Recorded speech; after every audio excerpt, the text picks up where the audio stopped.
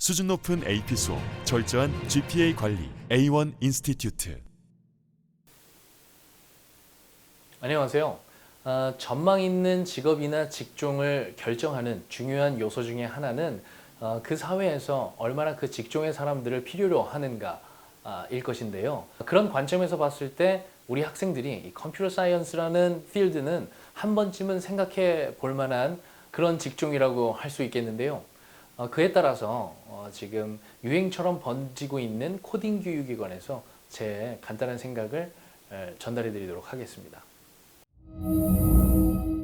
아시다시피 이 컴퓨터 사이언스 관련 분야는 이렇게 뭐 교육, 의료, 뭐 에그리컬처, 뭐 비즈니스, 도시공학 등등 어마어마하게 많은 분야와 연계가 될 수가 있기 때문에 당연히 우리 사회에서 필요로 하는 직종이라고 할 수 있겠습니다. 일례로 저 같은 경우에도 개발 중인 이 소울풀 같은 경우도 저희가 문제풀이 플랫폼이다 보니까 수식 같은 거를 자동으로 인식을 해야 되고 그것을 이제 풀려면 뭐 화면에다가 이렇게 뭐 보여줘야 되고 하는 그런 기능들이 필요해서 저희도 웹 개발자, 그다음에 웹의 심장이라고 할 수 있는 서버를 개발할 수 있는 서버 개발자, 그리고 그에 따라서 뭐 어플리케이션이라고 하죠. 앱, 이 스마트폰에 들어가는 앱, 그런 개발자 벌써 이렇게 3명이나 만나봤거든요. 저도 그렇듯이 다른 분야에서도 어떤 비즈니스를 하기 위해서는 한 번쯤은 꼭 만나게 될 그런 분야이기 때문에 우리 사회의 침투율이 굉장히 높다고 할 수가 있겠습니다. 뭐 컴퓨터 사이언스나 컴퓨터 엔지니어링 이런 분야에 대해서 설명을 하려면 여기부터 시작을 해야 될 것 같은데요. 간략하게 설명을 해드리도록 하겠습니다. 사실 컴퓨터는 기계잖아요. 그래서 그 기계를 우리가 원하는 대로 작동시키기 위해서는 그들한테 뭐라고 명령을 입력을 해줘야 하잖아요. 그럼 그때 사용되는 그런 명령어들이 이렇게 high level language하고 low level language 이런 식으로 쭉 나눠 놓을 수가 있는데 기계와 조금 더 가까운 언어를 사용하는 것이 우리가 low level language라고 할 수 있고, 보시듯이 인간과 더 가까운 language를 사용하는 것을 high level language라고 저희가 부르고 있습니다. 사실 기계는 스위치들의 조합으로 이루어져 있다고 생각을 하시면 될 텐데요.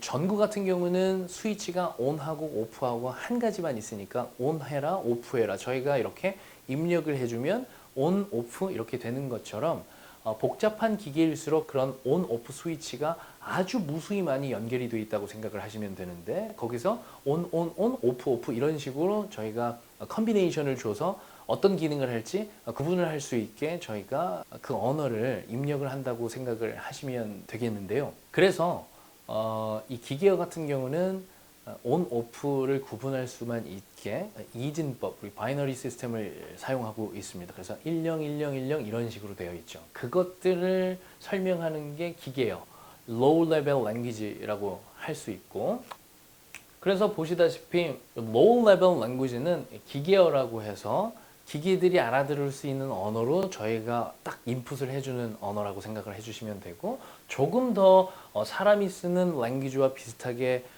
가공한 것이 어셈블리어, 이렇게 어셈블리어라고 생각을 하시면 되고, 그것보다 조금 더 올라간 게 이제 C 언어라고 보시면 되는데, 지금 코딩 교육에서 인기를 끌고 있는 뭐 파이썬이라든지 자바 뭐 이런 것들은 지금 제가 여기서 보여드리는 C 언어에서 파생된 거라고 생각을 하시면 되겠습니다. C 언어에서 파생된 뭐 스위프트, 파이썬, 자바스크립트, 뭐 SQL 뭐 굉장히 여러 가지 언어들이 존재하거든요.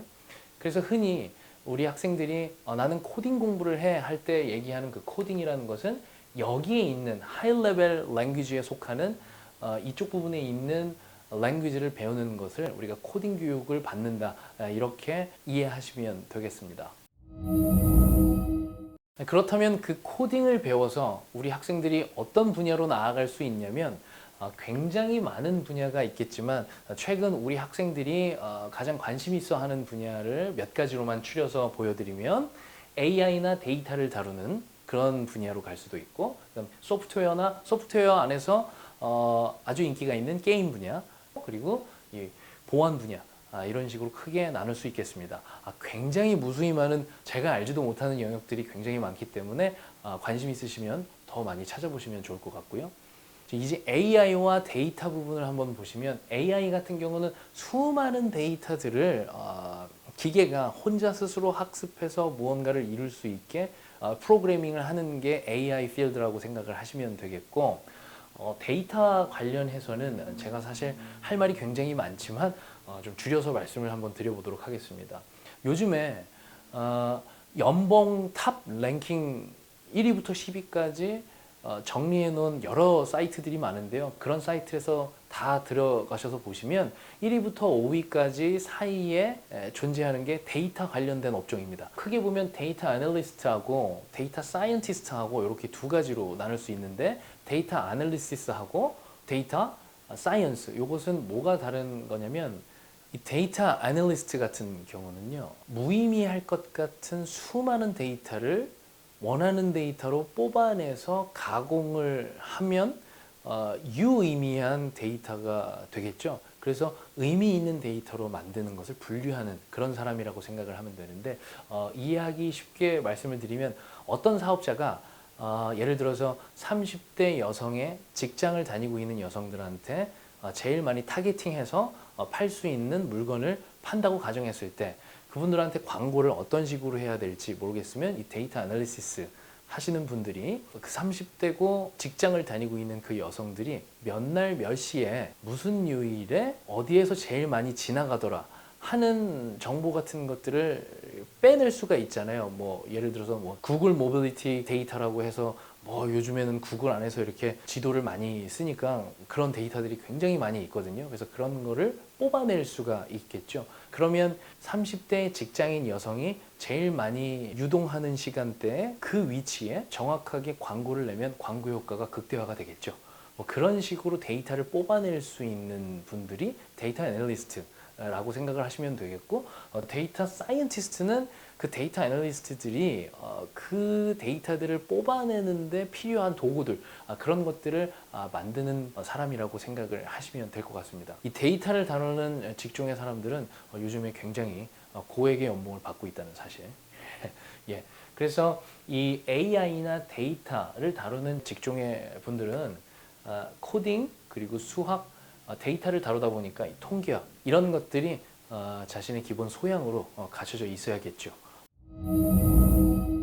이 소프트웨어 관련 업종 같은 경우는 우리가 되게 자주 많이 볼 수 있는 뭐 웹 개발자라든지 아니면 앱 개발자라든지 뭐 서버를 관리하거나 서버를 개발하시는 분들, 우리 주변에 굉장히 많기 때문에 좀 파퓰러한 직업군이라고 생각을 하시면 될 것 같고, 그리고 이 뭐 엔지니어들은 조금 더 하드웨어적인 부분에 가깝게 계신 분들이라고 생각을 하시면 되고요. 제가 그리고 여기에다 게임 엔진이라고 써놨는데, 이걸 특정해서 써놓은 이유는 일단 게임 엔진이라는 것이 우리 학생들, 우리 게임 많이 하는 학생들은 많이 친숙할 텐데 학부모님들은 잘 모르실 수가 있어서 제가 간략하게 설명을 드릴 겁니다. 우리 학생들은 게임을 정말 좋아하죠. 근데 게임을 계속 많이 한다고 우리 학생들이 게임 관련 분야의 업종에 직업을 가질 수 있는 것은 아니잖아요. 그래서 항상 저도 학생들한테 공부를 많이 하자 이렇게 얘기를 하는데, 이 게임 엔진이라는 것은 뭐냐면, 요즘에 나와 있는 게임들 보면 총을 쏴서 뭐 이렇게 뭐 괴물도 죽이고 하는 게임들을 우리가 슈팅 게임이라고 하는데, 똑같이 슈팅 게임을 만들더라도 회사가 다르면 전혀 다른 슈팅 게임이 되죠. 그런데 이거를 처음부터 0부터 100까지 그거를 다 개발을 하기에는 굉장히 힘들기 때문에 누군가가 만들어 놓은 툴이 있어요. 그럼 그 툴에다가 본인 회사만의 색깔을 입히고 기능들을 입혀서 이렇게 유니크한 게임을 만들어내는 거거든요. 그럼 그 보편적인 그 툴을 써가지고 그 게임들을 만드는데, 그 보편적인 툴을 우리가 게임 엔진이라고 부르고, 그걸 만드는 사람들은 전 세계적으로 봤을 때도 인구가 굉장히 적은 것으로 제가 알고 있거든요. 회사 같은 경우도 이 게임 엔진을 만드는 회사는 세계적으로도 한 3개 정도밖에 없는 걸로 알고 있습니다. 그러니까 이런 게임 엔진을 만들려면 뭐 수학이나 물리학에 조예가 당연히 깊어야 합니다. 그래서 코딩 그리고 수학 중에서도 리니어 알지브라, 그다음에 물리학 이런 소양이 많이 필요하겠다, 이렇게 말씀드릴 수 있을 것 같고요.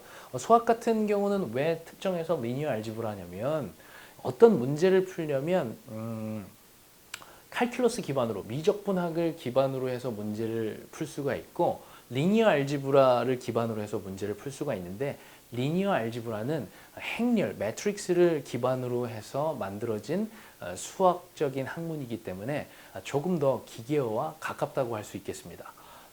그래서 이 리니어 알지브라는 우리 컴퓨터 사이언스 분야 중에서도 특히 게임 관련해서 우리 학생들이 꿈이 있다면 리니어 알지브라를 굉장히 잘해야 된다. 이렇게 말씀을 드릴 수 있을 것 같습니다. 2D 게임을 만들려면 중고등학교 정도의 수학 지식만 있어도 어느 정도 만들 수 있다고 하네요. 하지만 요즘 게임은 3D 기반으로 만들어지기 때문에 이 리니어 알지브라가 많이 중요하다. 이렇게 말씀드릴 수 있고 요 보안 관련해서는 저도 잘 몰라요. 예, 보안 관련해서는 당연히 코딩이랑 수학이랑 보안 관련돼 있기 때문에 암호학 진입 장벽이 굉장히 높은 것으로 알고 있고요. 그리고 굉장히 똑똑하신 분들이 이쪽 분야에서 일을 하는 것으로 알고 있습니다. 암호학도 공부해야 되고 수학도 당연히 탄탄해야 되고 진입 장벽이 높다 보니까 몸값도 굉장히 높겠죠. 그런 식으로 정리할 수 있을 것 같습니다. 우리 학생들이 이러한 분야에서 일을 하고 싶다면 지금 반복적으로 나오는 기본 소양들이 있습니다. 뭐 수학이라든지 물리학이라든지 이런 소양들이 굉장히 중요한데요. 저희가 쉽게 접할 수 있는 뭐 웹 개발자 분들 이런 분들 보면 크게 두 가지 부류로 나눌 수 있다고 보시면 되겠는데요. 코딩은 당연히 할 줄 알아야지 웹 개발 같은 것들을 할 수 있습니다. 그런데 그 코드를 누가 만들어 놓은 것을 그냥 짜집기 해가지고 만들 수 있는 사람이냐 아니면 직접 알고리즘을 만들어서 문제를 해결할 수 있느냐 이렇게 크게 두 가지의 개발자로 나눌 수 있다고 볼 수 있는데요. 그럼 우리가 여기서 알고리즘이라는 것이 무엇인지 한번 생각해 봐야 되겠는데요. 알고리즘 뜻을 한번 읽어보면요. Algorithm is a finite sequence of well-defined computer implementable instructions typically to solve a class of problems or to perform a computations 이렇게 되어 있습니다. 잘 모르겠어요. 저도 무슨 뜻인지. 그래서 알기 쉽게 설명을 해드리면 알고리즘이라는 것은 어떤 문제가 닥쳤을 때 문제를 해결해야 되잖아요. 근데 한 번만 문제를 프로그래밍적으로 어떤 식으로 해결을 하고 그냥 지나쳐버리면 다음에 비슷한 문제가 생겼을 때 다시 처음부터 그 문제를 해결하기 위해서 굉장히 많은 시간이 걸릴 거예요. 그런데 알고리즘이라고 하는 것은 어떤 문제가 일어났을 때 그 문제를 해결할 수 있는 툴이라고 생각하시면 되겠습니다. 비슷한 다른 문제가 생겼을 때 이 알고리즘, 툴을 이용하면 그냥 변수만 살짝 바꿔서 집어넣으면 쉽게 문제가 해결될 거기 때문에 다음에 비슷한 문제를 접하는 사람들이 이 알고리즘, 이 툴을 가지고 있으면 더 쉽게 문제를 해결할 수 있겠죠. 그렇기 때문에 이 알고리즘을 만들 수 있는 개발자냐 아니면 알고리즘을 만들지 못하고 그냥 짜집기만 할 수 있는 개발자냐 이렇게 크게 두 가지로 나눌 수가 있다는 것이죠. 당연히 이 알고리즘을 짤 수 있는 개발자가 더 유능하고 사회에서 더욱더 필요로 하는 그런 인재라고 할 수 있겠죠.